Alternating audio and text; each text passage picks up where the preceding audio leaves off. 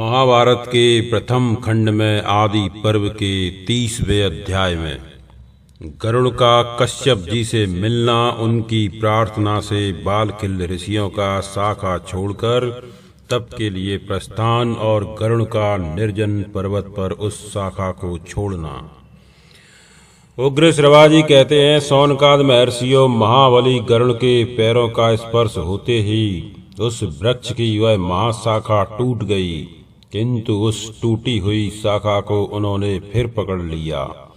उस महाशाखा को तोड़कर गरुड़ मुस्कुराते हुए उसकी ओर देखने लगे। इतने में ही उनकी दृष्टि बालखिल नाम वाले महर्षियों पर पड़ी, जो नीचे मुंह किए उसी शाखा में लटक रहे थे।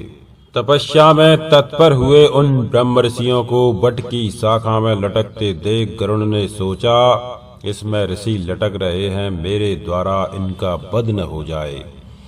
यह गिरती हुई शाखा इन ऋषियों का अवश्य वध कर डालेगी। यह विचार कर वीरवर पक्षीराज गरुड़ ने हाथी और कछुए को तो अपने पंजों से दृढ़ता पूर्वक पकड़ लिया और उन महर्षियों के विनाश के भय से झपटकर वह शाखा अपनी चोंच में ले ली।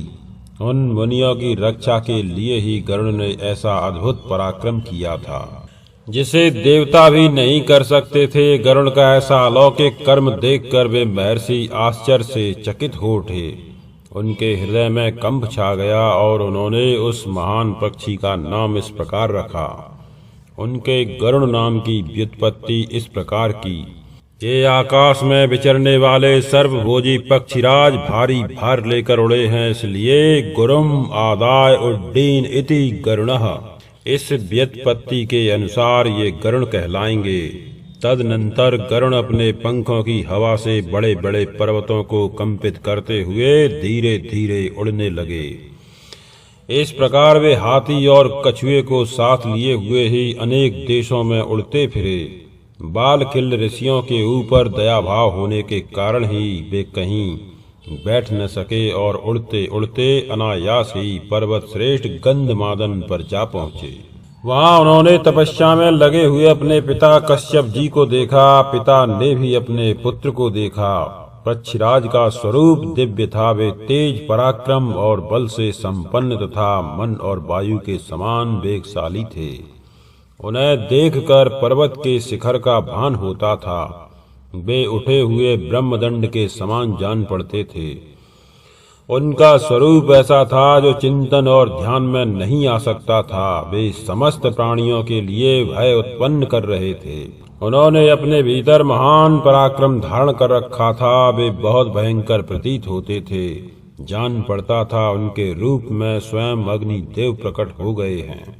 देवता, दानव तथा राक्षस कोई भी न तो उन्हें दबा सकता था और न ही जीत सकता था। वे पर्वत शिखरों को विदीर्ण करने और समुद्र के जल को सोख लेने की शक्ति रखते थे। वे समस्त संसार को भय से कंपित किए देते थे। उनकी मूर्ति बड़ी भयंकर थी। वे साक्षात यमराज के समान दिखाई देते थे। उन्हें आया देख उस समय भगवान कश्यप ने उनका संकल्प जानकर इस प्रकार कहा। कश्यप जी बोले, बेटा, कहीं दुस्साहस का काम न कर बैठना, नहीं तो तत्काल भारी दुख में पड़ जाओगे। सूर्य की किरणों का पान करने वाले बालखिल महर्षि कुपित होकर तुम्हें भस्म न कर डालें। उग्र श्रवाजी कहते हैं, तदनंतर पुत्र के लिए महर्षि कश्यप ने तपस्या से निष्पाप हुए महाभाग बालखिल मुनियों को इस प्रकार प्रसन्न किया। कश्यप जी बोले, तपोधनो गरुड़ का यह उद्योग प्रजा के हित के लिए हो रहा है। ये महान पराक्रम करना चाहते हैं, आप लोग ने आज्ञा दें। उग्र श्रवाजी कहते हैं, भगवान कश्यप के इस प्रकार अनुरोध करने पर वे बालखिल मुनि उस शाखा को छोड़कर तपस्या करने के लिए परम पुण्यमय हिमालय पर चले गए। उनके चले जाने पर विंता नंदन गरुड़ ने, जो मुंह में शाखा लिए रहने के कारण कठिनाई से बोल पाते थे, अपने पिता कश्यप जी से पूछा, भगवान, इस वृक्ष की शाखा को मैं कहाँ छोड़ दूं? आप मुझे कोई स्थान बतावें जहाँ बहुत दूर तक मनुष्य न रहते हों। तब कश्यप जी ने उन्हें एक ऐसा पर्वत बता दिया जो सर्वथा निर्जन था, जिसकी कंदराएं बर्फ से ढकी हुई थीं और जहां दूसरा कोई मन से भी नहीं पहुंच सकता था। उस बड़े पेट वाले पर्वत का पता पाकर महान पक्षी गरुड़ उसी को लक्ष्य करके शाखा, हाथी और कछुए सहित बड़े वेग से उड़े। गरुड़ बट वृक्ष की जिस विशाल शाखा को चोंच में लेकर जा रहे थे वह इतनी मोटी थी कि 100 पशुओं के चमड़ों से बनाई हुई रस्सी भी उसे लपेट नहीं सकती थी। पक्षीराज गरुड़ उसे लेकर थोड़ी ही देर में वहां से 1 लाख योजन दूर चले आए। पिता के आदेश से क्षण भर में उस पर्वत पर पहुंचकर उन्होंने वह विशाल शाखा वहीं छोड़ दी। गिरते समय उससे बड़ा भारी शब्द हुआ। वह पर्वतराज उनके पंखों की वायु से आहत होकर कांप उठा। उस पर उगे हुए बहुतेरे वृक्ष गिर पड़े और वह फूलों की सी वर्षा करने लगा। उस पर्वत के मणिकांचनमय विचित्र शिखर जो उस महान शैल की शोभा बढ़ा रहे थे, सब ओर से चूर चूर होकर गिर पड़े। उस विशाल शाखा से टकराकर बहुत से वृक्ष भी धराशायी हो गए।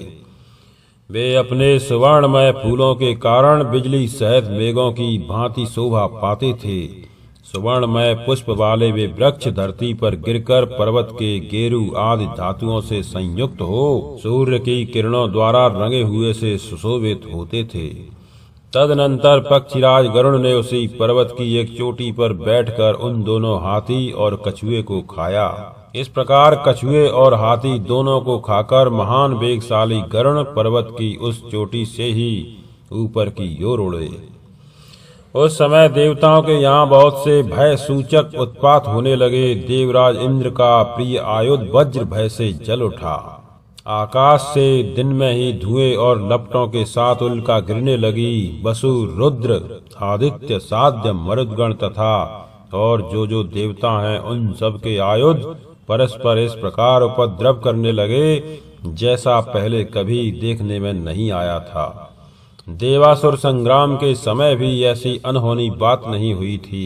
उस समय वज्र की गड़गड़ाहट के साथ बड़े जोरों की आंधी उठने लगी और हजारों उल्काएं गिरने लगीं। आकाश में बादल नहीं थे तो भी बड़ी भारी आवाज में विकट गर्जना होने लगी। देवताओं के भी देवता पर्जन्य रक्त की वर्षा करने लगे।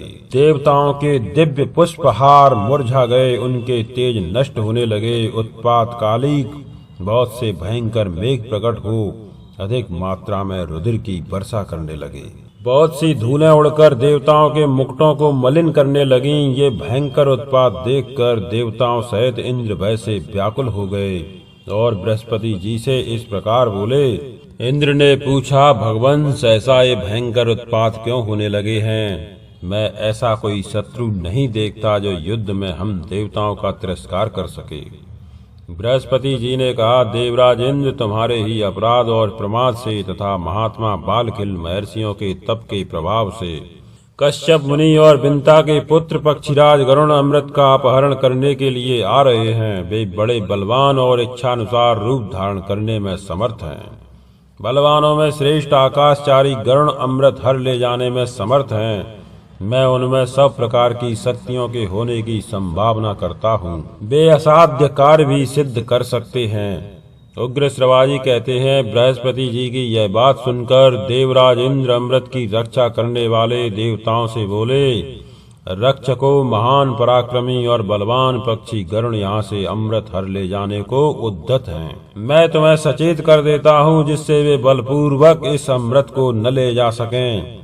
बृहस्पति जी ने कहा है कि उनके बल की कहीं तुलना नहीं है। इंद्र की यह बात सुनकर देवता बड़े आश्चर्य में पड़ गए और यत्न पूर्वक अमृत को चारों ओर से घेर कर खड़े हो गए।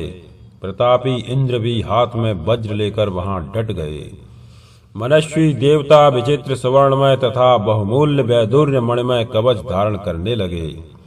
उन्होंने अपने अंगों में यथास्थान मजबूत और चमकीले चमड़े के बने हुए हाथ के मौजे आदि धारण किए। नाना प्रकार के भयंकर अस्त्र शस्त्र भी ले लिए। उन सब आयुधों की धार बहुत तीखी थी। वे श्रेष्ठ देवता सब प्रकार के आयुध लेकर युद्ध के लिए उद्यत हो गए। उनके पास ऐसे ऐसे चक्र थे जिनसे सब ओर आग की चिंगारियां और धूम सहित लपटें प्रकट होती थीं। उनके सिवा परिघ, त्रिशूल, फरसे, भांति भांति की तीखी शक्तियां, चमकीले खड़ंग और भयंकर दिखाई देने वाली गदाएं भी थीं। अपने शरीर के अनुरूप इन अस्त्र शस्त्रों को लेकर देवता डट गए। दिव्य आभूषणों से विभूषित निष्पाप देवगण तेजस्वी अस्त्र शस्त्रों के साथ अधिक प्रकाशमान हो रहे थे। उनके बल, पराक्रम और